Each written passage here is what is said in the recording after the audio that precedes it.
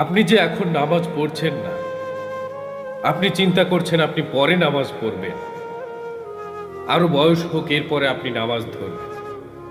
তার মানে তো আপনি নিশ্চিত আপনি আরো কিছুদিন বাঁচবেন, এটা আপনি জানেন। আপনি এখন দাড়ি রাখছেন না মুখে, আপনি পরে রাখবেন। ছেলে মেয়েদের বিয়ে হলে, বয়স হয়ে গেলে এরপরে দাড়ি রাখবেন। তার মানে তো আপনি নিশ্চিত জানেন আপনি আরো অনেক দিন বাঁচবেন। ভবিষ্যৎ সম্পর্কে জানা, এটা তো আল্লাহ তাআলার সিফাত, এটা তো আল্লাহ তাআলার গুণ। তার মানে কি আপনি ভবিষ্যৎ জানেন? আপনি কি আলিমুল গায়েব হয়ে গেলেন? তাহলে এটা তো আল্লাহ তাআলার সাথে শিরিক হয়ে গেল। আপনি কি করে ভাবতে পারেন যে আপনি আরো অনেক দিন বাঁচবেন? আপনার বয়স হয়ে গেলে তখন থেকে আপনি নামাজ ধরবেন, বয়স হয়ে গেলে তখন থেকে আপনি দাড়ি রাখবেন, আপনি একদম আল্লাহওয়ালা হয়ে যাবেন।